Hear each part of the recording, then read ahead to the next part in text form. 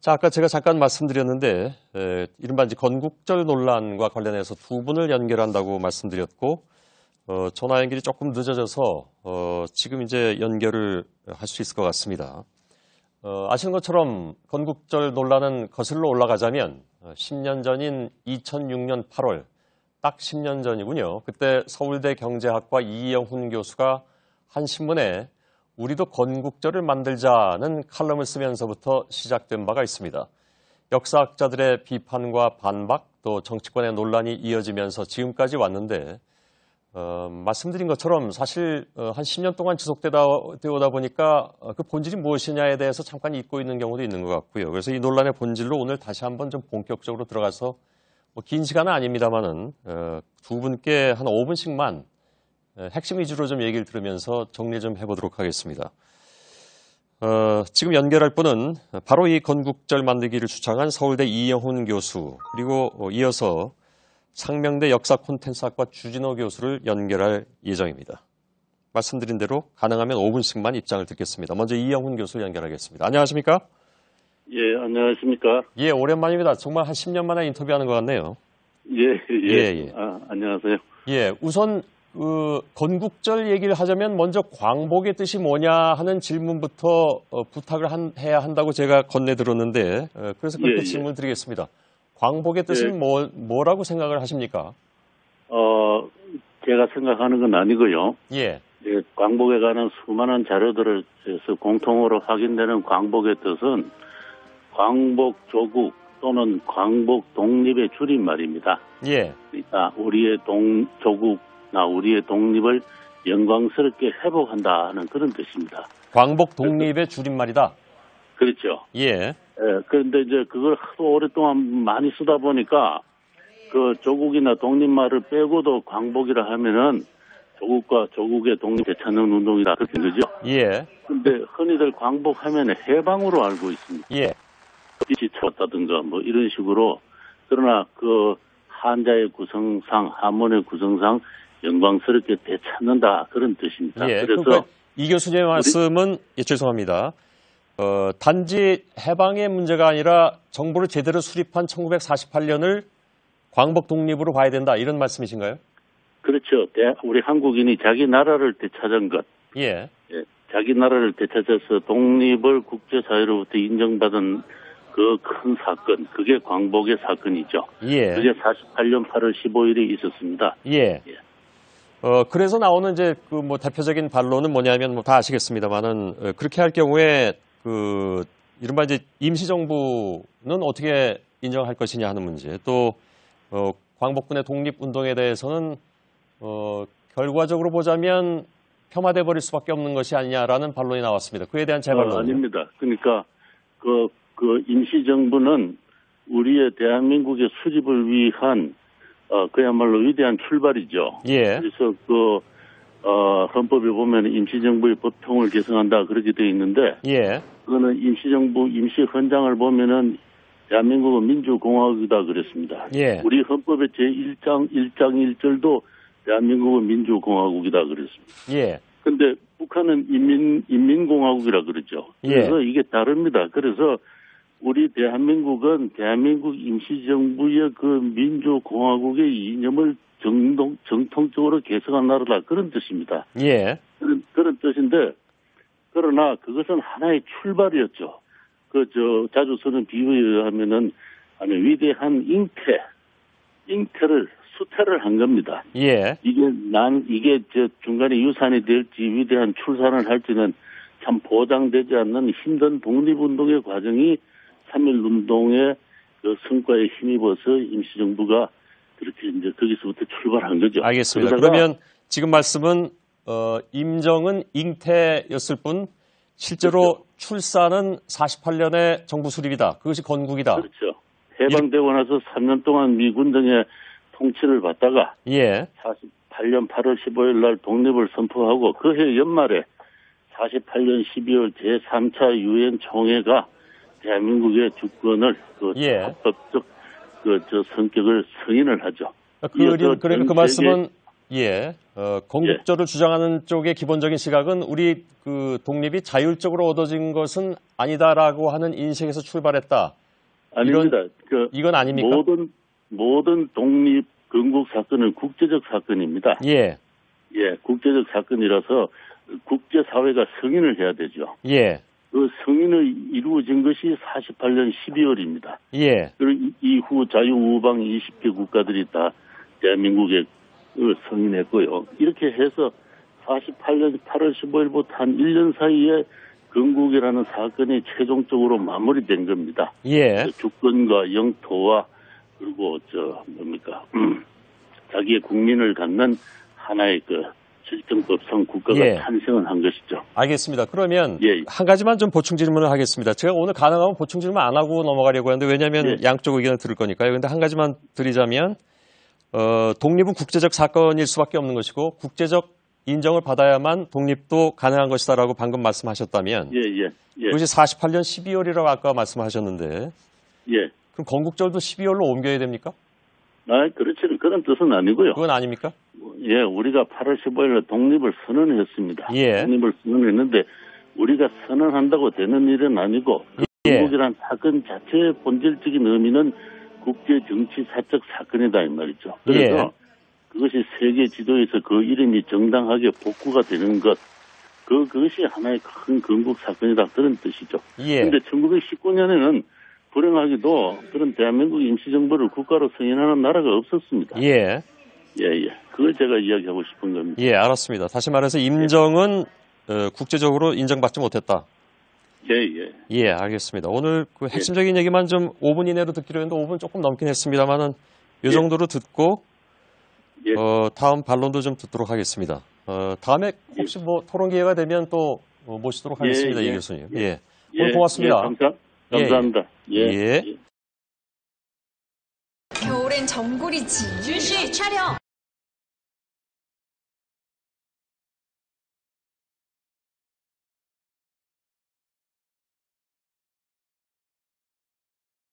진 다운이. 자, 계속해서 상명대 역사 콘텐츠학과 주진호 교수를 연결할 텐데 지금 연결이 되어 있습니까? 네. 여보세요? 네, 안녕하십니까? 오늘 뭐 행사 중에 전화 받으신 걸로 알고 있습니다. 네, 지금 현재 서대문 형무소 역사관에서 역사 콘서트가 진행이 되고 있습니다. 네. 자, 제가 아까 좀 앞에 이영훈 교수하고는 인터뷰를 했는데요. 네. 그 내용을 듣진 못하셨겠습니다만은 대략 이런 내용이었습니다. 제가 들었습니다. 그렇습니까? 네네. 그럼 간단하게 그냥 반론과 함께 주진호 교수의 입장도 좀 들을 텐데 네네. 우선 광복 독립이라는 것은 해방만 가지고 건국을 얘기할 수는 없는 거 아니냐. 다시 말하면 48년 8월에 같은 15일입니다만은 정부를 수립함으로써 진정한 의미의 독립이 시작된 것이다. 라는 요지의 말씀이었습니다. 이영훈 교수께서는. 혹시 반론 있으십니까? 네. 사실 1945년 8월 15일은 어떻게 보면 우리가 식민지로부터 해방된 것을 기념하는 날이고 그 당시에 사람들이 정말 열광적으로 환영했던 그런 날이었습니다. 왜 그날의 의미를 자꾸만 깎아내리려고 하는지 우선 답답하고요. 사실 1948년 8월 15일에 대한민국 정부 수립이 기념되었습니다. 그때 대한민국 건국이라는 말을 쓰지 않았어요. 바로 그분들이 굉장히 높이 평가하고 있는 국부라고까지 얘기하는 이승만 초대 대통령은 바로 1919년을 대한민국 1년으로 간주했고요. 바로 1948년을 대한민국 30년이라고 표기했습니다. 그러면서 바로 그날 정부 수립을 기념하는 날이다. 말하자면 말씀하신 대로 임시정부에서 임시라는 것을 빼고요. 이제 정식 정부가 수립이 된 거죠. 알겠습니다. 그런데 아까 생긴 게 아니라. 잠깐 죄송합니다. 제가 시간 관리 좀 해야 되기 때문에 이 교수께서 말씀하신 것은 임시정부를 인정하지 않는 것은 아니다. 그것은 위대한 출발이고 그건 누구나 다 인정하는 바이고 그것도 역시 계승하는 것도 맞긴 맞는데 다만 이제 예를 들어서 말씀하시기를 그것은 하나의 잉태이고 출산은 아니지 않느냐 그렇게 비유를 하셨습니다. 그렇다면 도대체 대한민국의 헌법 정신이 대한민국의 임시정부의 법통을 계승한다라고 되어 있다는 것을 어떻게 받아들일 것인지. 예. 저는 한국 사회에서요, 뿐만 아니라 어느 나라에서든지 보수라고 했을 때는요, 가장 중요한 것은 헌법적인 가치를 지키는 일입니다. 예. 그것이야말로 가장 보수가 해야 될 역할인데 왜 자꾸만 그 헌법적인 가치를 부정하면서 이렇게 억지 주장들을 하시는지 참 이해할 수가 없고요. 예. 왜 우리가 대한민국 임시정부가 수립되었던 그런 역사적 의미를 자꾸만 이렇게 깎아내리고 그것을 의미 부여를 하지 않으려고 함으로써 자꾸만 혼선을 가져오고 여태까지 우리가 광복절로 8월 15일을 기념했을 때 어떤 문제가 있었는지 저는 알 수가 없거든요. 예, 알겠습니다. 제가 가능하면 보충 질문 안 드린다고 말씀드렸는데 주 교수께는 드릴 수밖에 없는 상황이 왜냐하면 앞에 이영훈 교수의 의견에 대한 반론을 듣다 보니까 이 교수의 입장을 제가 또 반영을 해드려야 되기 때문에 보충 질문을 할 수밖에 없는데 이렇게 드리겠습니다. 그러니까 물론 건국절이라는 것은 적어도 이승만 정부 당시에 그 개념이 없었기 때문에 이건 진행자의 의견은 아닙니다만은 아마도 그래서 이영훈 교수나 건국절을 얘기하는 것은 그 이후의 일이었기 때문에 그 당시 즉 다시 말해서 이승만 정부 당시에 48년을 건국절이라고 얘기한 것은 그 당시에는 있을 수 없는 것이 아닌가. 이제 좀 뒤늦게나마 그 본래적 의미의 건국절 찾자라는 그런 의미 아닐까요? 이영훈 교수가 얘기하는 것은? 근데 그것은요, 만약에 그것이 1948년에는 그랬다 치더라도 예. 그 이후에 이승만 정권이 얼마나 오래 지속됐습니까? 예. 오죽 오래 했으면은 4.19 혁명으로 무너지기까지 그렇게 했는데요. 그때까지도 그런 생각은 감히 하지 못했습니다. 예. 왜냐하면 바로 대한민국 임시정부를 수립했다는 것의 역사적 의미를 어느 누구도 부정할 수 없다라고 생각했기 때문이죠. 예. 알겠습니다. 한 가지 질문만 더 드리도록 하겠습니다. 네네. 독립은 국제적인 사건이다. 다시 말하면 국제적으로 인정받지 못한다면 그것은 정식 독립으로서 한 나라가 세워지는 것으로 보기 어렵다라는 주장이 있었습니다. 그래서 1919년에 임시정부는 국제적으로 인정받은 바가 없지 않느냐. 48년에 정부 수립이야말로 국제적으로 인정을 받은 것이기 때문에 그때부터 건국절로 하자라는 의견이었습니다. 당시의 국제적인 정세가요. 1919년에 바로 우리가 무슨 국제적인 인정을 받을 수 있는 그런 상황은 아니죠. 그 당시의 국제적인 상황을 고려해야지 그것을 고려하지 않고 마치 인정을 받지 못하면 아무 의미가 없다 이렇게 평가하는 것은 바람직하지 않다고 생각하고요. 예.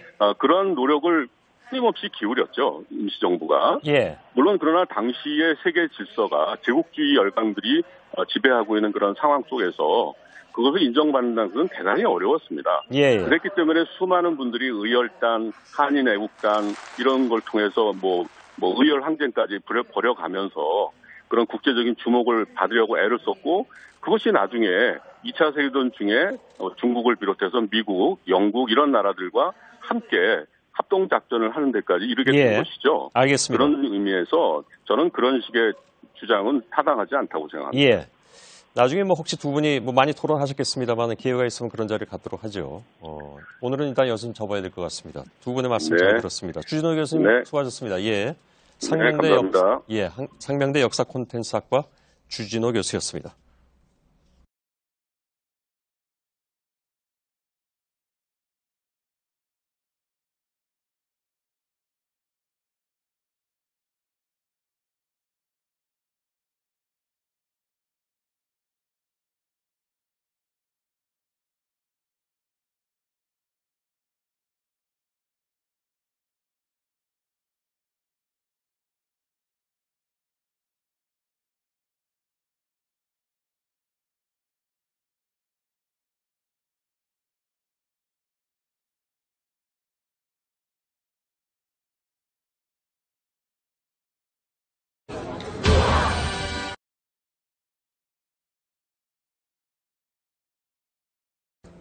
혹시 이제 한지민 씨께서는 본인께서는 기억하실지 모르겠으나 아주 오래전에 제 기억이 한 10년도 넘은 것 같습니다. 네. 제가 명동을 지나가고 있었는데 네네. 낮이었습니다. 네. 그때 명동에서 어떤 행사가 있었던 것 같습니다. 그때 한지민 씨가 그 행사 이렇게 무대 위에 계시더라고요. 네네. 낮이었는데 햇빛이 아주 환하게 비치고 있었고요. 그 햇빛이 이제 한지민 씨를 비추고 있었는데 네. 제가 잠깐 지나가면서 느낀 저의 느낌은 사람이 참 착하게 생겼다라는 느낌을 가졌습니다. 고맙습니다. 예, 근데 모든 분들이 그렇게 얘기를 하더군요. 그리고 맡으셨던 역할도 물론 그런 역할도 있긴 있었지만 이번 영화의 역할은 꼭 그렇게만은 볼 수 없는 굉장히 좀 강한 캐릭터? 네. 일부러 택하셨습니까? 아니면 어떤 권유가 있었습니까? 사실 작품마다 선택을 하게 되는 계기는 그때마다 다르기는 한데요. 예. 미스백이라는 영화는 시나리오를 처음 읽게 되었을 때 뭔가 영화 한 편을 본다는 느낌보다는 정말 어디선가 일어나고 있는 그런 참혹한 아동학대 현장을 들여다보는 느낌이 강했었어요. 예. 그렇기 때문에 읽자마자 내가 이 역할을 한다면 굉장히 많은 어려움도 있고 어떻게 보면 도전이라는 표현도 쓸 수 있게 될 것 같았지만 그보다는 이 사회를 살아가고 있는 어른으로서 굉장히 그 인물들한테 미안한 감정이 굉장히 컸었어요. 그래서 꼭 영화에 참여를 하고 싶다라는 생각으로 결정을 하게 되었었고 아무래도 저예산 상업 영화이다 보니까 스태프분들 꾸리는데도 조금 어려움이 많이 있었는데 그랬겠죠. 그분들 또한 이제 저와 같은 마음으로 영화에 동참을 해주셨었습니다. 제가 괜히 듣기 좋으시라고 드리는 말씀이 아니라 이런 강한 캐릭터의 영화도 결국은 한지민 씨의 어떤 착함에서 비롯된 역할이 아니었던가 하는 생각도 동시에 들게 됩니다.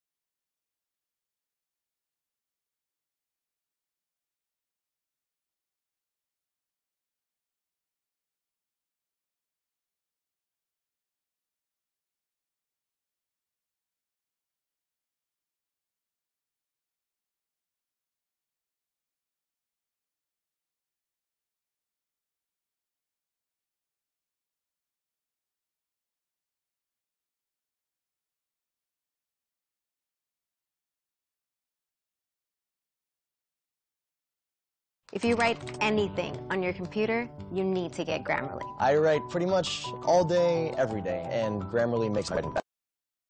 예, 방금 전해드린 소식은 이따 비하인드 뉴스에도 잠깐 좀 들여다보도록 하겠습니다.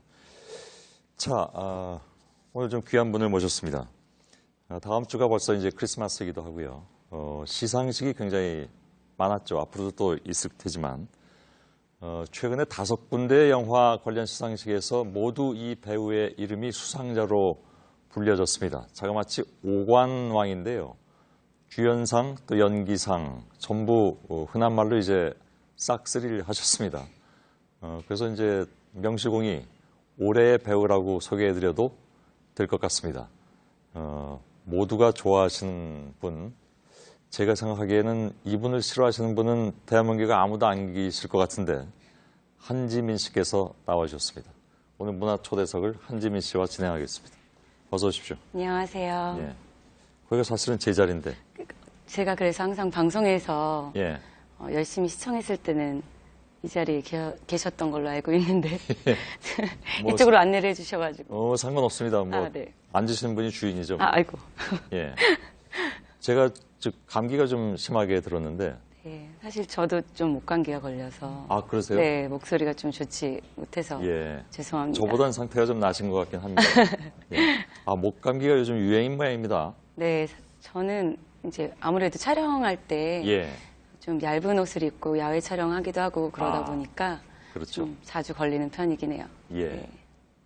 빨리 나시길 바라겠습니다. 아이고, 개차하시길 바랄게요.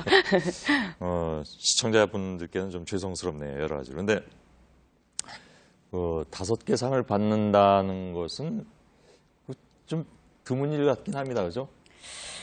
너무 꿈에서도 생각을 못했던 일이기도 했고, 예.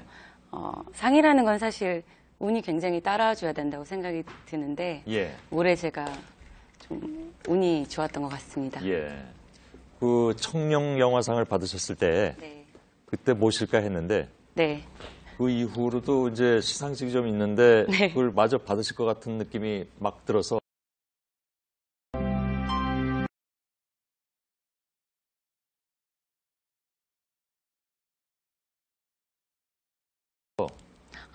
예, 좀 천천히 모시자 그랬더니 과연 다 받으셨습니다. 아이고.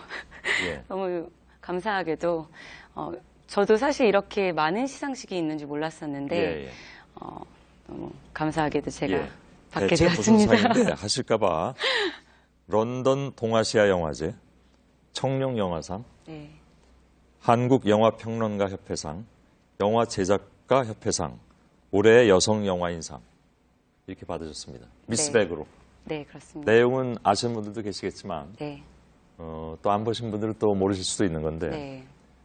폭력에 시달리는 아이, 네. 그 본인이 어렸을 때 그러니까 그 한지민 씨죠, 영화상에선 비슷한 그런 경험을 가졌고 네. 그래서 그 아이 편에 서는 네. 그런 영화 미스백 잘 봤습니다, 저도. 아, 감사합니다. 예, 예.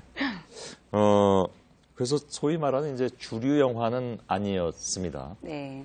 저예산이고, 네. 또 신인 감독이었고, 네. 여성이 원톱 주연이고, 이거 사실 이게 이상한 건 아닌데, 네. 요즘 세태가 그렇다 보니까 이것도 아무튼 화제가 됐습니다. 그래서 잠깐만, 네네. 저희가 좀 보고 가는 게 좋지 않을까. 아, 사실, 영화가 응원해주신 분들이 많아서, 너무 생각했던 것보다는 흥행이 된 편이긴 하지만, 예, 예. 사실 요즘에는 워낙 천만 관객 시대이기 그러게요. 때문에 예. 못 보신 분들도 많을 것 같기는 예. 해요. 네. 준비했습니다. 아이고, 감사합니다. 예, 짤막하게 1분 이내로 보여드리겠습니다. 나다니지 말라 그랬지. 이게 지금 뭐 하는 거야? 애들 자꾸 이딴 식으로 다시 얘한테 손대면 손대도 안 해. 네가 그렇게 얘기했어?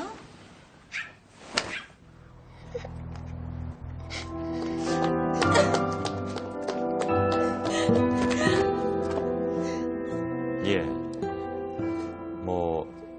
더 봤으면 좋겠지만, 이 정도로 좀 정리를 하고요. 혹시 이제 그 한지민 씨께서는 본인께서는 기억하실지 모르겠으나, 아주 오래전에, 제 기억에 한 10년도 넘은 것 같습니다. 네. 제가 명동을 지나가고 있었는데, 네네. 낮이었습니다. 네. 그때 명동에서 어떤 행사가 있었던 것 같습니다. 아. 그때 한지민 씨가 그 행사 이렇게 무대 위에 계시더라고요. 네네. 낮이었는데 햇빛이 아주 환하게 비치고 있었고요. 그 햇빛이 이제 한지민 씨를 비추고 있었는데 네. 제가 잠깐 지나가면서 느낀 저의 느낌은 사람이 참 착하게 생겼다라는 느낌을 가졌습니다. 고맙습니다. 예, 근데 모든 분들이 그렇게 얘기를 하더군요. 그리고 맡으셨던 역할도, 물론 그런 역할도 있긴 있었지만, 이번 영화의 역할은 꼭 그렇게만은 볼 수 없는 굉장히 좀 강한 캐릭터? 네. 일부러 택하셨습니까? 아니면 어떤 권유가 있었습니까? 사실 작품마다 선택을 하게 되는 계기는 그때마다 다르기는 한데요. 예. 미스백이라는 영화는 시나리오를 처음 읽게 되었을 때 뭔가 영화 한 편을 본다는 느낌보다는 정말 어디선가 일어나고 있는 그런 참혹한 아동학대 현장을 들여다보는 느낌이 강했었어요. 예, 예. 그렇기 때문에 읽자마자 내가 이 역할을 한다면 굉장히 많은 어려움도 있고 어떻게 보면 도전이라는 표현도 쓸 수 있게 될 것 같았지만 그보다는 이 사회를 살아가고 있는 어른으로서 굉장히 그 인물들한테 미안한 감정이 굉장히 컸었어요. 예, 예. 그래서 꼭 영화에 참여를 하고 싶다라는 생각으로 결정을 하게 되었었고 예. 아무래도 저예산 상업 영화이다 보니까 스태프분들 꾸리는데도 조금 어려움이 많이 있었는데 그랬겠죠. 그분들 예. 또한 이제 저와 같은 마음으로 영화에 예. 동참을 해주셨었습니다. 제가 괜히 듣기 좋으시라고 드리는 말씀이 아니라 네. 이런 강한 캐릭터의 영화도 결국은 한지민 씨의 어떤 착함에서 비롯된 역할이 아니었던가 하는 생각도 동시에 들게 됩니다. 개인적으로 어떤 장면이 제일 지금도 기억에 남습니까? 좀 전에 하이라이트에 조금 뒷부분에 나왔던 장면이기도 한데 제가 이제 지은이라는 아동학대를 당하는 그 아이를 계속 이렇게 스치듯이 보다가 예. 마음으로는 끌리지만 계속 그 아이를 집에 다시 데려다 놓거든요. 근데 결국에는 본능적으로 이끌림으로 막 쫓아가서 예. 그 아이랑 마주하게 되는 장면이 있어요. 예. 그때 이제 물론 미안한 감정도 있었겠지만 그 미스백이라는 인물도 어렸을 때 과거에 학대를 당했던 인물로서 자신의 과거를 딱 마주하는 느낌이 크더라고요. 예. 그래서 그 장면이 좀 촬영을 하면서도 어렵고 힘들었었고 그렇군요. 마음이 아팠었습니다. 예.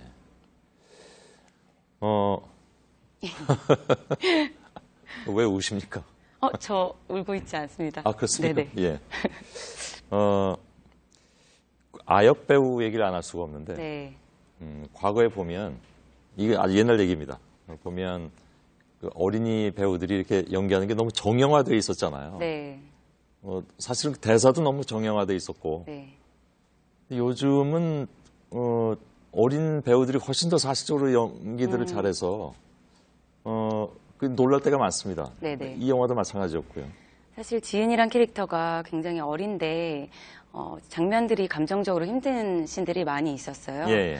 근데 감독님께서도 연기를 한 번 해보지 않았던 친구를 원했었고 예. 정말 어디선가 이렇게 처음 딱 봤을 때는 눈에 띄지 않더라도 어딘가에 진짜 살고 있을 그러게요. 것 같은 친구를 찾길 원하셨었거든요. 예. 근데 지은 역할을 했던 김시아 배우께서 어린 나이임에도 불구하고 예. 굉장히 부단한 노력으로 그런 것 연기를 같아요. 너무 잘 해주셔서 예. 제가 했던 걱정이 우려였었던 것 같아요. 예. 네. 그 어린 배우한테도 존칭을 쓰시는군요. 그래도 배우이시니까요. 아, 그렇군요. 네. 예. 알겠습니다. 실제로는 그렇진 않고요. 네. 필모그래피가 다양하시잖아요. 네. 배우들의 욕심은 물론 그렇죠. 필모그래피가 다양한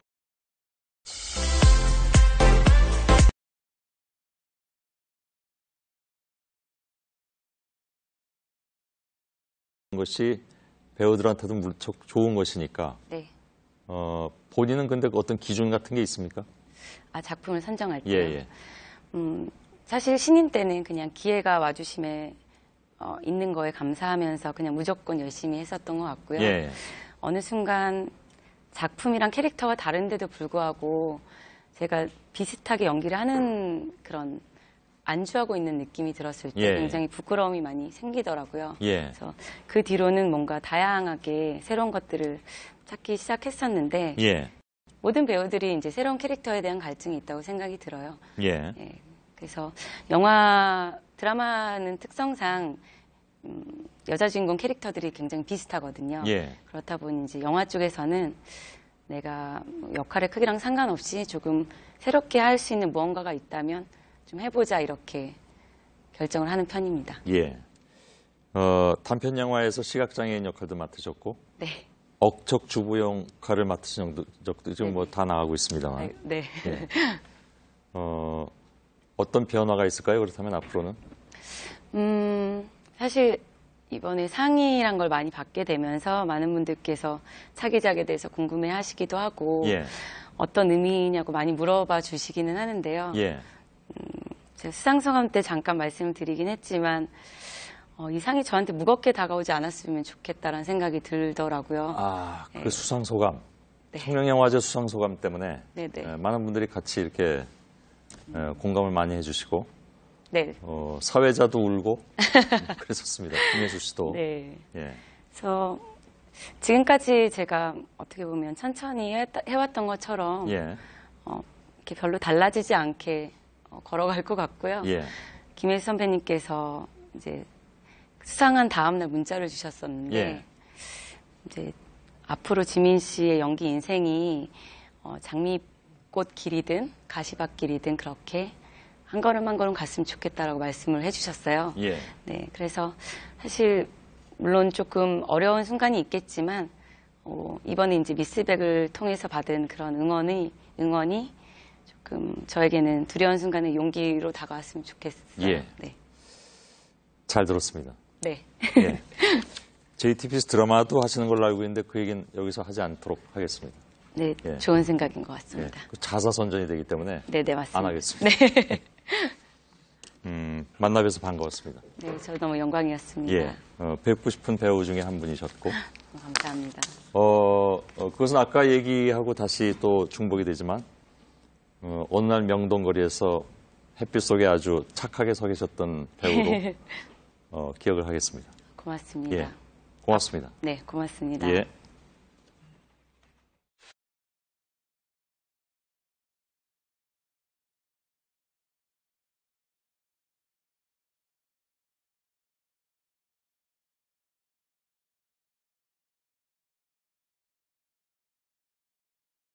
예, 연령과 인종을 초월하는 매력이 있다. 아무런 도구 없이 예술을 만든다. 세계 유명 감독들의 이런 찬사를 한 몸에 받는 우리의 배우가 있습니다. 바로 배두나 씨 얘기인데요. 할리우드와 충무로를 오가면서 또래 배우들 가운데 단연 돋보이는 행보를 이어가고 있다고나 할까요? 배두나 씨 오늘 대중문화 초대석에서 특별히 모셨습니다. 반갑습니다. 네, 안녕하세요. 예, 반갑습니다. 예. 만나 뵙길 많이 기대하고 있었습니다. 네, 저도 굉장히. 예. 그 화면에 이렇게 제가 보니까요. 비디오월에 맨 왼쪽 사진은 소년 같고요. 네, 저 사진. 죄송합니다. 예. 제가 왜 저렇게 엄지를 찾고. 그 가운데 사진은 여인 같고요. 예. 그리고 맨 왼쪽 사진으로 가니까 또 소녀 같은. 예. 그래서 감사합니다. 정말 여러 가지 얼굴을 가지고 계신 분이구나.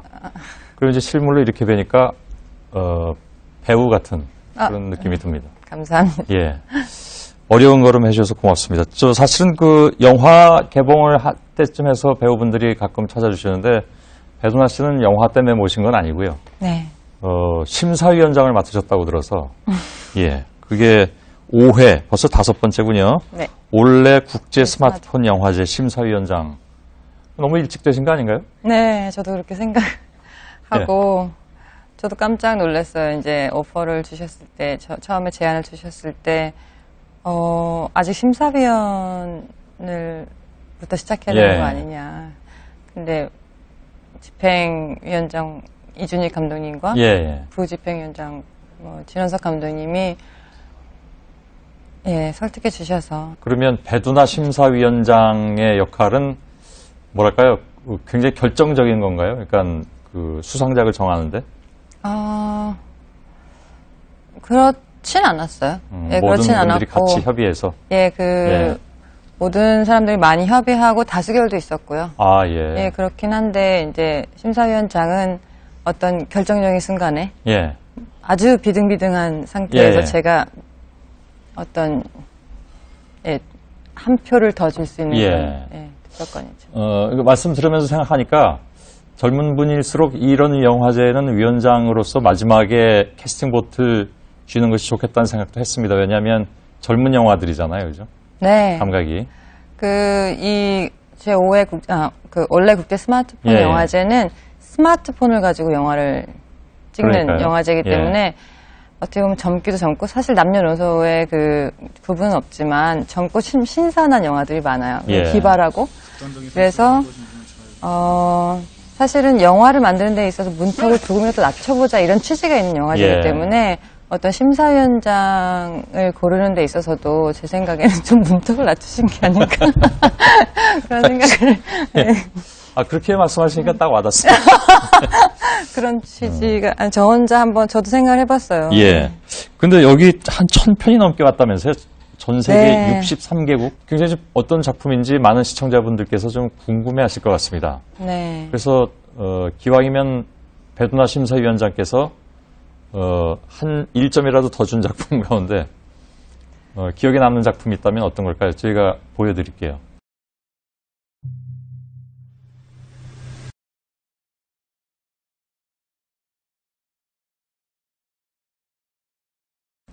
그 1분 단편 예. 중에요. 서프라이즈라는 작품이 있어요. 아, 예. 네, 영국에서 보내주신 작품인데 예. 감독님 성함이 그것도 저희가 좀 이따 들어올 겁니다. 죄송합니다. 예. 네. 서프라이즈 어떤 네, 내용인가요? 1분 안에 어떻게 영화를 찍을 수 있나라고 생각하시는 분들 많은데 이 작품 같은 경우 보면은 이제 어떤 남자가 아침에 일어나서 애인이 써놓고 간 포스트잇을 설레는 마음으로 하나하나 뜯어 내려가거든요. 예. 그래서 그러고 나서 예. 마지막 한 5초 영화가 끝나기 5초 전에 커다란 반전이 일어나요. 예. 굉장히 재밌는 작품이죠. 이번에 상 반전 받았어요. 보여주시면 안 되는 거죠. 1분 영화니까 아마 될 것 같긴 한데 예. 지금 거의 뭐 전편을 다 보고 있는 거나 마찬가지 네, 같습니다. 정말 계속 1분이니까. 사랑한다는 메시지가 예. 그리고 계속 뜨면서 마지막 장면인가요, 거의? 네. 이번엔 바닥에 있나요? 아. 네, 저런 식으로. 예. 네. 저는 아주 재밌게 봤어요. 그러네요. 그 전편을 뉴스 인터뷰 중에 다 본 영화는 처음인 것 같습니다. 네. 심사위원장으로 참여하신 올해 국제 스마트폰 영화제에 대한 얘기는 이 정도로 좀. 예. 작년 워셔스키 남매 원래 형제 한 사람이 성전환 해가지고 남매가 됐다면서요? 아, 네. 예. 라나. 네. 라나 예. 워셔스키. 예. 이분들이 찍은 미드 그러니까 드라마죠. 네. 센스 8. 네, 센스 8. 예. 이게 지금 그 시즌 1이 방송이 이미 되고 있잖아요. 뭐 서울도 등장한다면서요. 네. 이 센스8이라는 그 제목에서 알 수 있듯이 8주인공이 나와요. 8명의 주인공. 아, 예, 예. 근데 그 8명의 주인공이 다 8개의 나라에 흩어져 사는 사람들이 전 세계 예. 곳곳이.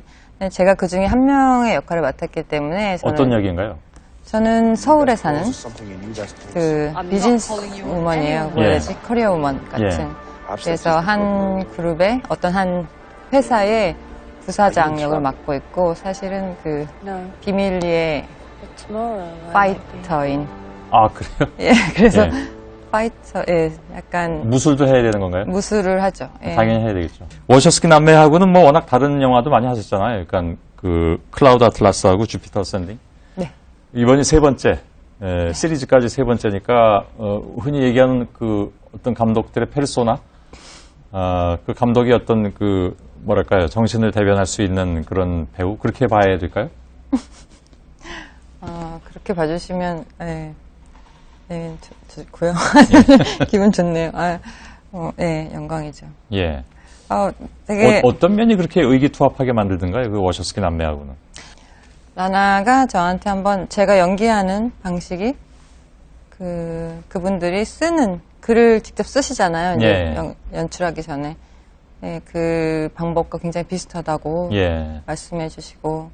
그래서 저는 기본적으로 연기할 때 감독이 무슨 얘기 하고 싶은가 내 몸을 통해서. 예. 그래서 제가 어떤 생각을 집어넣는다기보다 감독님들의 생각을 여기로 수용시켜야 된다고 생각하는 편이어서. 예. 그래서 저랑 일하는 게 편하게 생각하시는 건지. 예. 뭐 많이들 아시겠지만 워셔스키 남매는 형제 시절에 왜 매트릭스를 만들었고요. 근데 그 영화도 사실은 그 얘기 구조를 다 이해하려면 조금 어려운 측면도 없잖아 좀 있었던 것 같고요. 그렇죠. 예. 그리고 클라우드 아틀라스는 저도 봤는데. 아, 보셨어요? 예. 감사합니다. 그 영화도 조금 어렵다라는 그런 생각을 좀 했습니다. 그래서 이런 얘기 구조를 배우로서 더더군다나 이제 다른 나라 배우인데 언어의 문제도 아주 없진 않을 테고요. 그래서 이걸 다 표현한다라는 것이 얼마나 힘든 것인가. 그래서 배우 입장에서 굉장히 어려웠겠다라는 생각을 했습니다. 네, 쉽지는 않고요. 확실히 한국 영화보다는 예. 촬영하기 쉽지가 않고 일단 저도 영어를 이제 클라우드 아틀라스 이후에 배우기 시작했기 때문에 그때는 사실 너무나 다행스럽게 클라우드 아틀라스라는 소설책이 있어요. 원작이. 원작 한국 번역본을 보고 이제 영화를 이해하고 들어갔고요. 그러면서도 여러 가지 이제 장애는 있었죠. 감독님이 어떤 것을 표현하고 싶다라는 것을 말씀하실 때 제가 못 알아듣는다든가. 이런 아주 기본적인. 그런 게 실제로 있군요. 네, 저는 통역을 예. 제가 어떻게 보면은 사양했거든요. 아, 현장에서 더 빨리 적응하고 싶어서? 네. 예. 현장에서 통역이 있으면 감독님께서 통역을 통해서 디렉팅을 주거든요. 예. 저는 감독님이 내 얼굴과 내 눈을 보고 말씀을 해주셨으면 좋겠어서. 예. 이제 그리고 더 빨리빨리 영어가 늘어야 되니까. 그래서 사양을 했는데 그러다 보니까 이제 감독님께서 막 빨리빨리 얘기하시고 두나 이렇게 저렇게 이렇게 했으면 좋겠어 이렇게 하시면 이제 잘 못 알아듣고. 예. 오케이. 그래서 제가 알아서 했어요. 연기를. 근데 그래도 뭔가 통하는 게 있었어요. 그래서 그렇게 부딪히고서 이제 연기했고, 그러면서도 이제 감독님 표정 보고, 이게 어떻게 통하는 부분이 있었어요. 예. 그래서 참 그 영화에서는 전혀 그런 티가 안 나는 거 보면 얼마나 노력을 하셨는지 알 수 있을 것 같습니다. 근데 대개 그동안의 필모그래피, 그러니까 영화 경력을 쭉 보면 평범한 역할, 사실 뭐 영화에서 평범한 역할이라는 게 뭔지 정의하기는 어렵지만 그렇게 평범한 캐릭터를 연기한 것 같지는 않습니다. 모든 영화들이. 일부러 그렇게 다 정하시는 건가요? 저도 어느 순간 이제 돌이켜보니까 제가 했던 캐릭터들이 그렇게 평범하고 아주 현실에 있을 것만 같은 아이들은 아니더라고요. 가령 뭐 플란다스의 현남이 같은 아주 오래전 영화인데 봉준호 감독님 데뷔작이니까. 그게 2000년인가 그렇죠? 네, 2000년, 99년인가 2000년이었는데. 2000년입니다. 네, 2000년. 왜 제가 가르쳐 드려야 됩니까? 죄송합니다. 뭐랄까, 그런 역할을 제가 할 수 없는, 제가 될 수 없는 인물을 연기하는 것을 참 좋아해요. 그래서 현남이 같은 역할도 관리사무소 여직원이고 굉장히 항상 평범한 삶을 사는 것처럼 보이지만 어떤 판타지 같은 그런 세계로 빠져드는 그런 부분이 있거든요. 그래서 그런 역할들을 주로 좋아해요. 내가 될 수 없는 역할들. 그러니까 이제 16년이잖아요. 횟수로 치면 17년이고. 아니, 지금 속으로 나이 계산하고 있지는 않습니다. 근데 괜찮아요. 저는 나이 먹는 것도 좋아요. 아, 그런가요? 왜요? 당연히 자연스럽게 나이를 먹어야 된다고 생각하고 저는 20대 때 아름다울까 30대 때 아름다울까 40대의 아름다움은 또 다르다고 생각하고 그냥 되게 설레요.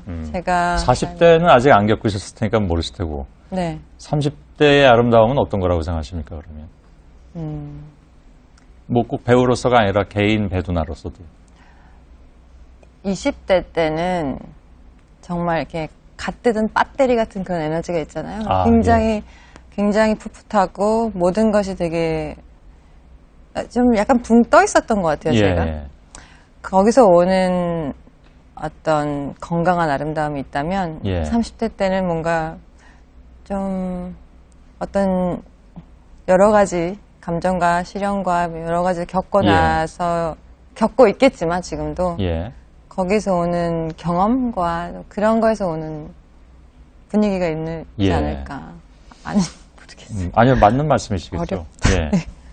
개인적으로 조언을 해드리자면 아직 멀었습니다. 아직. 근데 갓 뜯은 배터리 같다라는 표현은 혼자 생각하신 겁니까? 아니에요. 제가 예전에 들었던 얘기예요. 그런가요? 제가 들은 얘기가 아니라 괴물을 찍을 때 봉준호 감독님께서 박해일 선배님을 보시고 박해일 선배님의 연기를 보시고 혜일이는 정말 갓 뜯은 배터리 같지 않냐고 말씀을 하셨는데 저는 그 문구가 너무너무 와닿아서 가끔 저도 이제 써요. 그 장례식장에서 박해일 씨가 왜 약간의 소동을 벌이잖아요. 그 장면이 갑자기 지금 떠오르는군요. 정말 갓 뜯은 배터리 같은 연기였다고 생각합니다. 영화도 대략 한 열 몇 편 정도라면 다작은 아니시잖아요, 그죠? 그렇죠. 특별히 작품을 많이 고르시는 편인가 보죠? 제가 다작을 하고 싶은데, 그러니까 20대 때는 저는 연기 배우는데 굉장히 집중했었어요. 다작을 했다면 했어요. 1년에 2-3편씩 찍기도 하고 드라마, 영화를 계속 오가면서 장르 가리지 않고 열심히 하면서 연기를 배우고 싶어서 근데 이제 30대 넘어가고 하면서 어떤 부분에 대해서 물론 처음에도 그랬지만 처음부터 타협 할 수 없는 지점이 있습니다. 과정을 더 소중히 생각하거든요, 결과보다. 제가 그 과정에 있어서 이럴 때 납득할 수 없는 부분이 있다면 선택을 안 하는 편이에요. 저는 가령 한 씬이라도 제가 할 수 없을 것 같은 씬이 있으면 그 작품 전체를 이렇게 포기하는 스타일이거든요. 아, 그런가요? 그러면 대본을 좀 수정해서 하자 그러면 안 되나요? 저는 그건 못해요. 왜냐면 그 대본을 그 한 씬을 내가 못하는 씬을 나 때문에 바꾼다는 그거는 영화 전체 작품이 흐트러지니까? 네. 그걸 할 수 있는 여배우가 저렇게 많을 텐데 제가 그걸 욕심내면 안 된다고. 그래서 그런 식으로 포기하는 작품도 많고. 배도나 씨하고는 얘기를 나눌수록 이분이 보통 배우분은 아니구나 하는 생각을 자꾸 하게 됩니다. 할리우드에 진출하고 또 일본 감독들의 러브콜도 많이 받고 이제 배도나는 국내 영화보다는 할리우드 쪽에 더 신경 쓰나 보다 했는데 어느 날 갑자기 들어오셔가지고 도희아를 찍으셨습니다. 도희아는 개런티도 안 받고 하셨다면서요? 도희아 시나리오를 읽고 그냥 사랑에 빠졌어요. 그 시나리오에.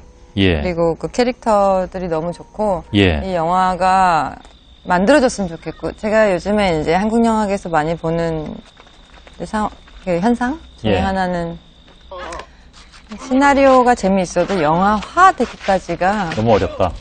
투자도 받아야 되고.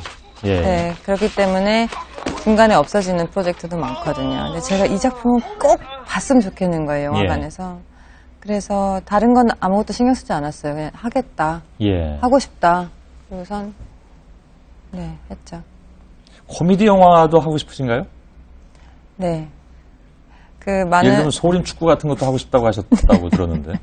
네, 저는 그 주성치 씨의 팬이고 그분의 영화를 되게 좋아하고 제 그 코미디 장르가 굉장히 어렵다고 생각해요.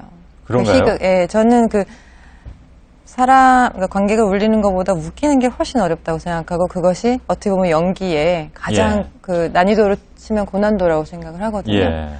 그래서 제가 이뤄내고 싶은 도전, 그러니까 또 해보고 싶은 도전은 사실 코미디고 최근에 또 너무 심각한 역할들을 많이 하고 외로움이라는 주제로 연기를 많이 해왔기 때문에 저 자체가 뭔가 깨보고 싶은 그런 것도 있겠고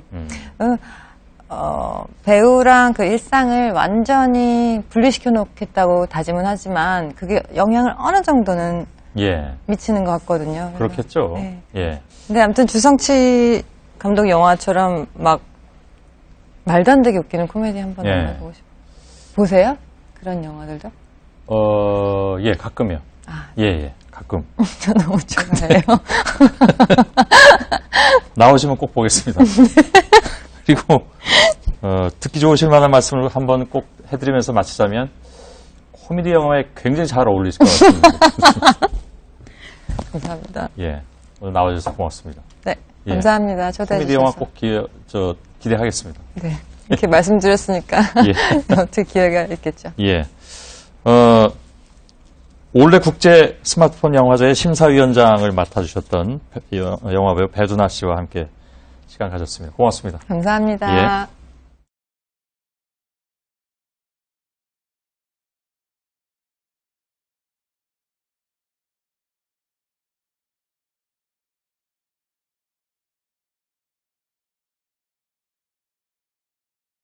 첫날 오랜만에 문화 초대석을 진행하겠습니다. 오늘 모신 분은 어찌 보면 뭐랄까요, 3월을 시작하면서 가장 참 적절한 분인 것 같다. 3월과 어울리는 분인 것 같다라는 생각이 듭니다.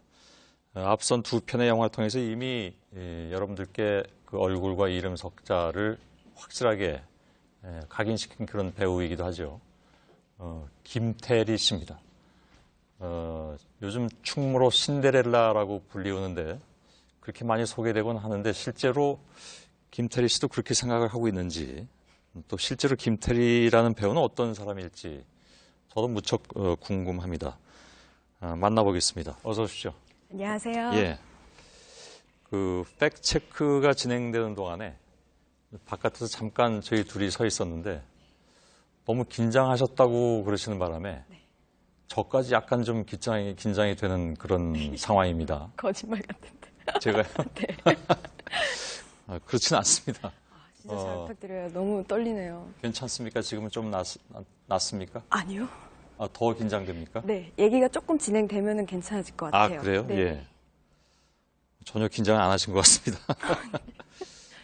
자, 뭐 이런 거 따지는 거 좀 부질없긴 한데, 여태까지 나오신 그 배우분들 가운데 최연소가 아니실까 이렇게 생각을 했는데, 그렇지가 않더라고요.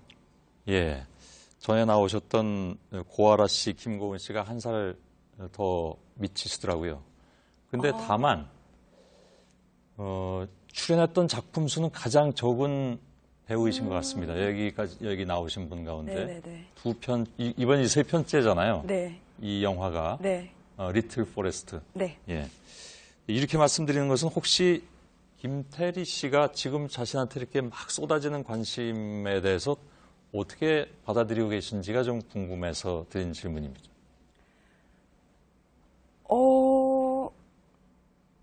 칭찬해 주시는 분은 네, 너무 좋게 네, 감사히 듣고 있고요. 예. 네, 그냥 저는 일단 지금 주어지는 것들만 예. 열심히 하고 있는 중이라서요. 좀 너무 흔들리지 않고 좀, 예. 네. 이런 거 저런 거 생각할 겨를이 별로 없다. 예. 예, 그렇군요. 그 다른 데서 말씀하신 걸 보니까요. 네. 의외의 말씀을 하셨습니다. 제가 듣기에는 인기란 곧 사라지는 것이다. 생각이 안 나시나요? 제가 그런 말을 인터뷰를 하도 많이 하니까요. 예, 네. 잊으셨을 수도 있겠죠. 얘기했었을 것 같아요. 예. 네네네. 그럼 저는 좀 서운한데요. 왜냐하면 제가 김태리 씨를 인터뷰할 때 이 배우하고 인터뷰해보고 싶다라고 생각한 것이 바로 그 부분이었거든요. 그러니까 대개 그런 얘기는 한 40, 50대 이렇게 지나서 네. 이른바 이제 그 배우의 생활을 한참 다 지나신 다음에 네. 물론 그 이후에도 한참 많이 하실 분들이 많이 계시겠지만 제가 그 얘기를 했던 거는요. 예. 아마도 그 아가씨를 홍보하면서 했던 인터뷰 중에 했었을 것 같아요. 예.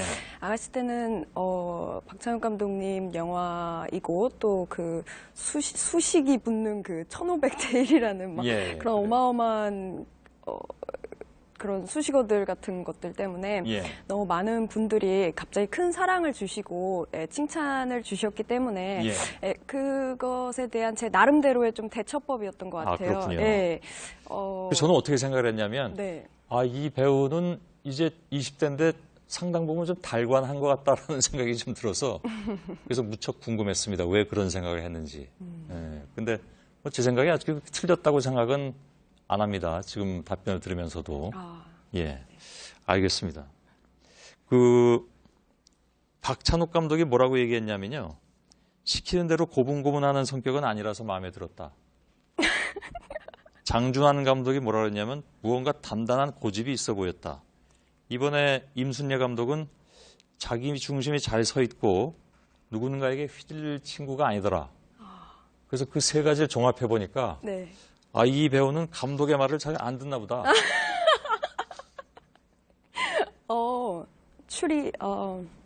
예. 네. 그렇다기보다요. 예. 이제 이런 일을 함에 있어서 물론 모든 일이 다 그럴 것 같지만 이런 일을 함에 있어서 저는 가장 중요한 거는 좀 흔들리지 않는 것, 자기 중심을 좀 잘 가지고 있는 것 그런 것이 좀 중요하다고 생각을 하는데 그렇다고 제가 감독님들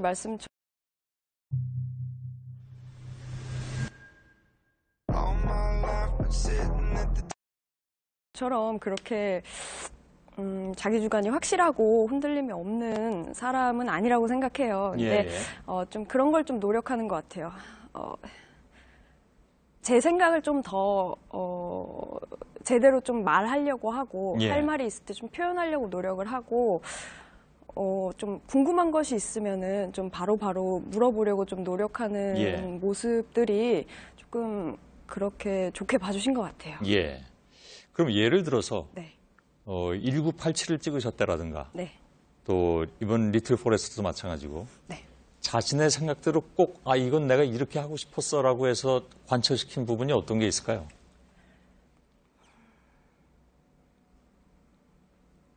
좀 이따 여쭤볼까요? 작품 속에서 예. 좀 중요한 라인이 있고 또 곁다리로 놓여지는 곁다리 표준어인가요? 놓여지는 부분들이 예. 있잖아요. 그런 지점들이 이 영화 자체가 보여줘야 할 흐름에서 벗어나진 않는지 예. 좀 흐름을 방해하진 않는지 그런 것들을 좀 많이 생각하는 편이에요. 그래가지고 초반에는 감독님들과 좀 그런 부분에 대해서 얘기를 많이 하니까 1987 같은 경우에는 이제 이한열 열사님과의 어떤 이런 얘기 해도 되나? 썸을 타는 부분이라든가 이제 리틀 포레스트 아직 안 보신 분들 있겠지만 오늘 시작했으니까 대부분 못 보셨겠죠. 대부분 못 보셨겠네요. 그럼 스포일러를 하면 안 되는데. 이제 제 소꿉친구로 나오는 재하라는 친구가 있고요. 또 은숙이라는 친구가 있어요. 그 친구들과 함께 꽁냥꽁냥 하면서 좀 거기서도 약간 썸 같은 썸 아닌 듯한 이런 느낌들이 많이 나오는데요. 그런 부분들이 이제 영화 흐름에서 너무 크게 방해되지 않는 선에서 좀 표현을 하고 싶었고요. 그런 부분들에 대해서는 좀 제 의견도 많이 내고 연기함에 있어서 좀 신경 썼던 것 같아요. 그 1987 속의 연희를 얘기하지 않을 수는 없습니다. 뭐 리틀 포레스트 오늘 중요한 얘기긴 합니다만 영화 속에서 보면 연희는 이제 방관자, 뭐 꼭 방관자라고 얘기할 수는 없지만 아무튼 방관자에서 참여자로 이렇게 옮겨가는 캐릭터입니다. 혹시 여러 가지 사회 현상에 대한 김태리 씨의 개인의 생각도 그런 변화를 거쳤나요? 연희 만치로 어떤 신념이라거나 그러니까 개인적인 그 가정사로부터 비롯된 어떤 신념 같은 데서 이제 시작하진 않았고요. 저는 좀 그냥 무지에서 오는 무관심이었던 것 같아요. 그러다가 좀 시간이 흐르면서 내가 나이를 먹어가면서 조금씩 세상 돌아가는 얘기도 들리고 그렇게 느껴갔던 것 같고 그래도 이제 어떤 구조나 상황 자체가 좀 불합리하고 좀 좋지 않다라고 느껴도 저는 좀 저 하나 좀 어떻게 뭘 행동을 하고 목소리 낸다고 크게 바뀔 것은 없어라는 좀 부정적인 생각을 가지고 있었거든요. 그런 면에서는 연희라는 캐릭터랑 좀 비슷한 지점이 있었죠. 그러면 본인이 어떤 뭐랄까요? 본인이 가지고 있던 어떤 계기 같은 건 뭘까요? 듣기로는 예를 들면 재작년과 작년 초에 있었던 촛불 집회에도 열심히 참여하셨다고 들어서 그것이 어떤 개인의 생각의 변화를 맡게 되는 계기로 작용하거나 아니면 그것이 그 이후에 찍게 됐을 영화에 있어서의 연기에 영향을 미쳤다라든가 이렇게 생각할 수도 있습니까? 네, 물론 영향을 미친 것 같아요.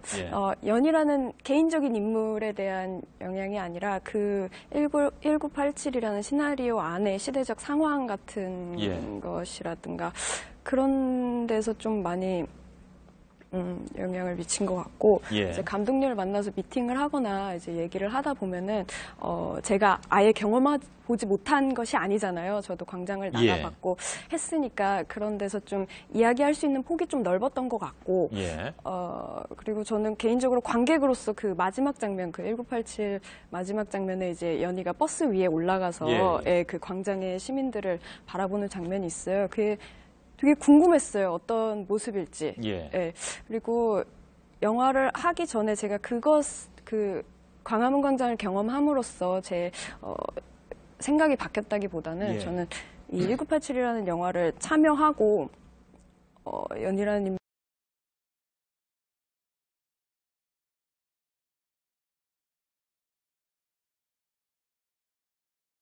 인물을 연기하고 또 완성된 영화를 보면서 좀 그런 생각들이 좀 바뀌었던 것 같아요. 좀 희망적으로. 사실 정확하게는 이제 영화 속에서 광화문 광장이 아니라 시청 앞 광장이죠. 네네. 그 영화에 보면 시청 앞 광장이 이렇게 옛날 시청 앞 광장, 지금처럼 된 거 말고요. 그 이제 구석에 또 시청 건물이 나오잖아요. 그 2층에 제가 있었는데. 그 순간에. 거기 기자실이 있었거든요. 알겠습니다. 그냥 옛날 생각이 나서 드린 말씀이었습니다. 좀 늦었지만 리틀 포레스트라는 영화는 어떤 점을 특별히 말씀하시고 싶습니까? 줄거리를 말씀드려야 되나요? 너무 길지 않을까요? 그쵸. 예. 아무튼 젊은이가 네. 뭐랄까 취업 뭐 이런 여러 가지에 지치고 좌절하고 네. 시골로 내려간다. 네. 거기까지는 압니다. 네. 거기서 두 사람을 만나죠. 네. 친구들을. 네. 굉장히 잘 알고 계시네요. 그 다음에는 네. 깜짝 놀라요. 도시생활에 그 1년 지쳐요. 4계절을 거친다. 네, 도시생활에 지쳐서 좀 허기짐을 많이 느껴요. 이 혜원이라는 주인공이. 그래서 자신의 고향으로 내려와서요. 예. 한 3, 4일 있다가 이제 서울로 다시 올라가려는 생각이었는데 그것이 이제 1년이 되는 그런 이야기예요. 예. 이제 그 1년 동안 시골 생활을 하면서 자기 예전 소꿉친구들 만나고 이제 엄마와의 이제 혜원이도 개인적인 어떤 예전의 추억들이 있거든요. 엄마와의 이야기들. 그런 것들을 회상하면서 나 자신에 대해서 좀 돌아보는 시간을 가지게 되는 그리고 그런 모습을 보여주는 영화입니다. 그 실제로 배우들도 또 스태프들도 이렇게 작물을 키우면서 하고 그랬다면서요? 네. 보니까 고추, 감자, 토마토, 벼도 했다고요? 예. 예. 그 작물 가운데 어떤 작물이 제일 마음에 드셨나요? 그러니까 키우기도 좀 편했다든가 아니면 어떤 작물을 키우는 게 제일 힘들었을까요? 키우는 재미가 쏠쏠했던 건요. 예. 토마토였던 것 같아요. 방울토마토. 네, 그게 정말 무성하게 자라거든요. 그냥 심어 놓으면은. 그래서 되게 따먹어도 또 따먹어도 또 나니까. 그래서 수확하는 재미가 좀 쏠쏠했던 것 같고요. 키우기가 좀 쉽기도 했겠네요, 그렇다면. 예, 그랬어요. 영화를 보시면은 좀 토마토라는 작물이 좀 복불복이라고, 비가 많이 오면은 좀 많이 상해요. 근데 뭐 요새는 하우스 재배들 많이 하시니까. 네. 그 실제로 이렇게 요리 같은 건 배워서 들어갔습니까? 예. 아, 그래요? 네. 요리 자체의 레시피를 배운다기보다는 좀 어떤 식으로, 어떤 과정으로, 어떤 마음가짐으로 요리들을 만들고, 하는지에 대해서 좀, 한 번씩 해봤다? 그 정도요. 예. 이런 질문은 어떨지 모르겠는데, 워낙 바쁜 분이니까, 오늘도 무척 바쁘셨을 거 아니에요, 그죠? 개봉한 날이어서. 배우 김태리에게 삶의 어떤 리틀 포레스트랄까? 저는 여기서 맨날 뉴스를 진행을 하잖아요. 그래서 이렇게 문화 초대석이 저한테는 어찌 보면 리틀 포레스트 같은 존재인데 혹시 있습니까? 저희 영화 대사 중에요. 모든 온기가 있는 생물은 다 의지가 되는 법이야 하는 대사가 있어요. 저는 고양이를 기르고 있는데요. 제가 고양이를 키운다고 생각을 하는데 제가 그 고양이들한테 받는 에너지가 훨씬 크다라는 것을 좀 종종 많이 느껴요. 그래서 고양이들. 알겠습니다. 마지막 질문입니다. 네. 뭐 이 질문은 당연히 나오리라고 생각을 하셨겠습니다만 요즘 문학에는 한창 그 미투 운동으로 많은 아픔이 있습니다. 또 실제로 이제 연극도 하셨었고, 지난번에 어디서 보니까 참담한 심정과 함께 지지 의사를 밝힌다라고 말씀하셨는데 조금 더 풀어주신다면요?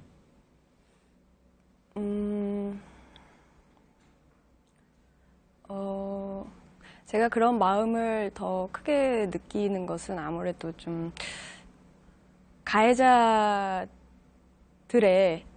사회적 위치, 그들이 가지는 권력이 너무나 크다는 거를 제가 잘 알고 있기 때문인 것 같아요. 피해자분들이 겪는 고통의 크기를 제가 감히 알 수는 없는 일이지만 만약에 제가 그런 그런 상황에 처했다면 저 역시도 침묵을 해야만 했을 그 구조가 좀 끔찍스러워서 그렇게 말을 했던 것 같고요.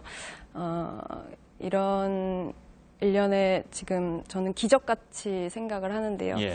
이런 운동들이 그냥 폭로와 사과가 반복되다 끝나는 것이 아니라 좀 더 나은 사회. 지금 피해자분들께서 많이 하시는 말씀이 이렇게 나와서 말씀을 해주시는 그 이유 중에 큰 이유 중에 하나가 앞으로 다른 피해자가 나오지 그렇죠. 않기를 바란다는 마음이 좀 크신 것 같아요. 예. 네, 그런 것처럼 이 운동이 꼭 더 나은 사회 구조를 만들 수 있는 알겠습니다. 길이면 좋겠습니다. 예. 제가 그 대중문화 초대석이 저한테는 리틀 포레스트라고 말씀드렸는데 굉장히 편해야 되잖아요, 제가. 네. 김태리 씨는 약간 미묘한 긴장감을 계속 주시는 그런 배우이신 것 같습니다. 말을 너무 못해가지고요? 아니요. 전혀 그런 뜻은 전혀 아닙니다. 전혀 아니고 네네. 아무튼 그런 게 좀 있었던 것 같습니다. 그래서 네. 사실은 제가 창숲을 망쳤나요? 아니. 그래서 사실은 다른 면에서 이 시간이 더 즐거웠습니다. 고맙습니다. 네네네. 다행이네요. 예, 고맙습니다. 감사합니다. 너무 짧네요. 그런가요? 네. 다음에 기회가 있으면 또 모시겠습니다. 네, 반갑습니다. 예, 고맙습니다. 감사합니다. 예. 자, 아까 제가 잠깐 말씀드렸는데